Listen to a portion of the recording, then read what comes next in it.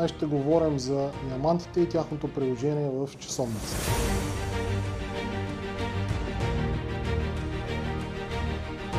Това е модел на Rolex Skydweller, в който сме се постарали да направим нещо, което при Rolex би струвало 1 400 000 долара, ако също тази комбинация се поръча да бъде направена във фабриката. Използваме при монтажа на диамантите качество VVS1, за да може да имаме максимална добра чистота и задължително никаква флуоресценция. Защото най-важното нещо при монтажа на диамантите е, като влезете в дискотеката, не всяко едно от камъчета да свети по различен начин. При флуоресцентна светлина, малко по-късно в видеото ще го демонстрираме, разликата му това как ние работим и как работят другите. За нас е изключително важно да се доближи максимално близко до типа и качеството на монтаж на диаманти, близко до това в Швейцария. Ръбовете трябва да са чисти, монтажа на камъните трябва да бъде направен на еднакво разстояние един от друг. Големината и качеството на всеки един от тях са предварително подбрани и както виждате в това часовниче вече, перфектни линии на подредба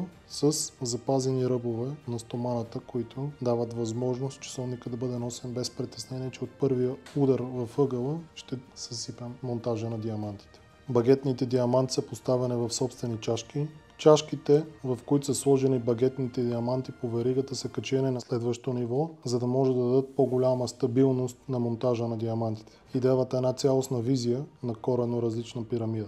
Ето два часовника, на които са направени сертисаж на диаманти. Разликата е, че този сме го правили ние, този са го правили колеги в Дубай. След малко в тъмна стая с ултравиолетова светлина ще ви покажем малката разлика от това да дадеш една идея по-добро качество на монтажа, подбор на диамантите вътре в сертисажа, но това най-лесно ще се види на тъмно след малко. Както виждате, тук сертисажа е направен странично, който продължава по веригата.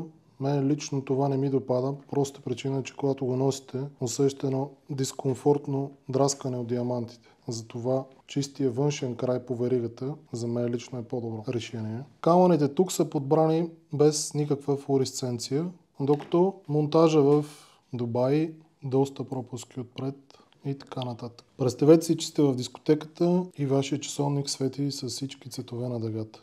Не казвам, че качеството не е добро, но този подбор на диамантите отнема да кажем няколко часа и просто камъни, които имат различна флуоресценция, не се монтират. Тук се вижда хем са мънички, цял отсек от камъни с различна флуоресценция.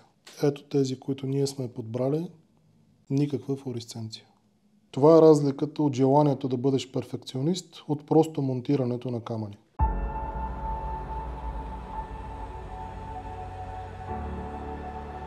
Най-добрият приятел на жената е диаманта и колкото е по-голям, толкова е по-щастлива тя. И имаме удоволствие да ви предложим възможността да изработим за вас изделия с диаманти, сертифицирани от GIA. Също така работим и с диаманти, които са най-новата мода в света в момента, лабораторно създадени диаманти.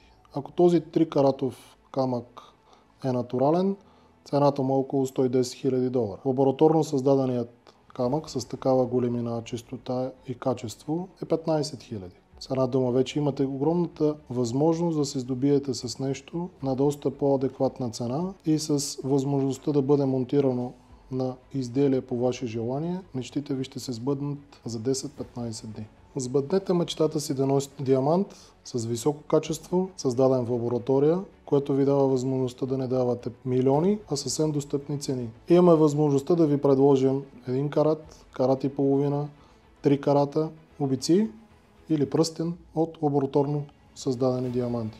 Какъв е смисъл да дадете 100 000 долара и след това, ако имате желанието или необходимостта да го продадете, да загубите 50% от това? По-добрият вариант е дайте 15 и при желание да бъде продаден много лесно да вземете 10. Загубата е минимална, а усещането е абсолютно същото. Не съществува човек на света, който да разпознае дали тези диаманти са произведени в лаборатория или са изровени в земните недра. Единственият вариант диамантите да бъдат разпознати от лабораторно създадени е малка машина, в която се вкарват и само и единствено тогава може да бъде разпознат дали е лабораторно създаден или е изровен.